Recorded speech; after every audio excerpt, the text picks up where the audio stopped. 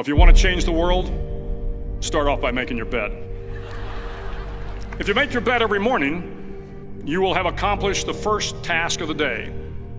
It will give you a small sense of pride, and it will encourage you to do another task, and another, and another. And by the end of the day, that one task completed will have turned into many tasks completed. Making your bed will also reinforce the fact that the little things in life matter. If you can't do the little things right, you'll never be able to do the big things right. And if by chance you have a miserable day, you will come home to a bed that is made, that you made. And a made bed gives you encouragement that tomorrow will be better.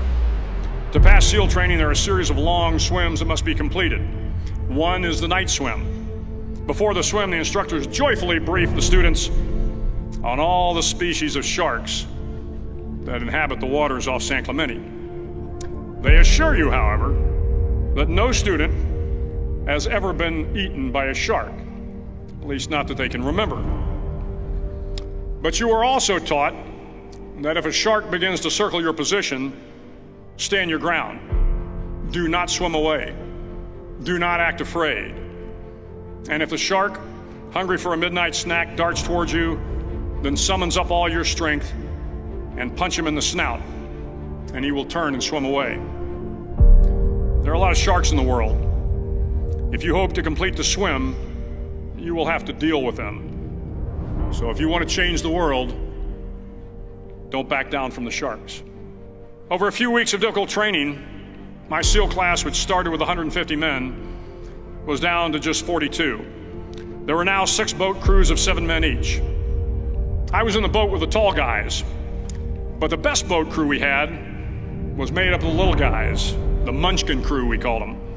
No one was over 5'5".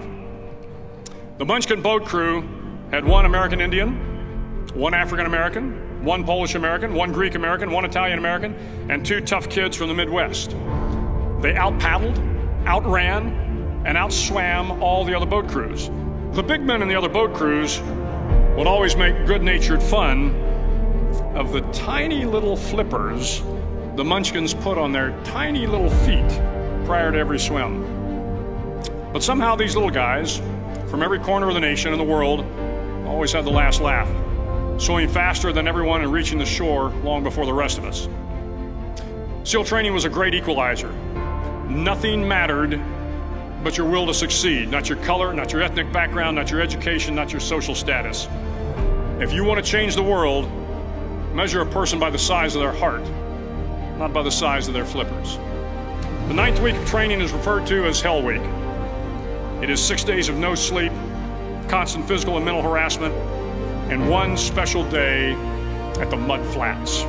The Mud Flats are an area between San Diego and Tijuana where the water runs off and creates the Tijuana Sloughs, a swampy patch of terrain where the mud will engulf you. It is on Wednesday of Hell Week that you paddle down to the Mud Flats and spend the next 15 hours trying to survive this freezing cold, the howling wind, and the incessant pressure to quit from the instructors.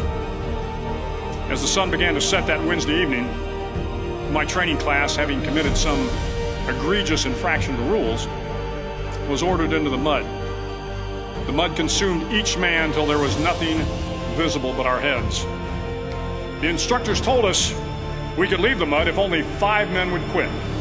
Only 5 men, just 5 men, and we could get out of the oppressive cold. Looking around the mud flat, it was apparent that some students were about to give up. It was still over 8 hours till the sun came up. 8 more hours of bone-chilling cold. The chattering teeth and the shivering moans of the trainees were so loud, it was hard to hear anything. And then one voice began to echo through the night. One voice raised in song. The song was terribly out of tune, but sung with great enthusiasm. One voice became 2, and 2 became 3, and before long, everyone in the class was singing. The instructors threatened us with more time in the mud if we kept up the singing, but the singing persisted, and somehow the mud seemed a little warmer, and the wind a little tamer, and the dawn not so far away. If I have learned anything in my time traveling the world, it is the power of hope, the power of one person, a Washington, a Lincoln, King, Mandela, and even a young girl from Pakistan, Malala. One person can change the world by giving people hope. So if you want to change the world, start each day with a task completed. Find someone to help you through life. Respect everyone. Know that life is not fair and that you will fail often. But if you take some risks, step up when the times are the toughest, face down the bullies, lift up the downtrodden, and never ever give up. If you do these things, the next generation and the generations that follow will live in a world far better than the one we have today. And what started here will indeed have changed the world for the better.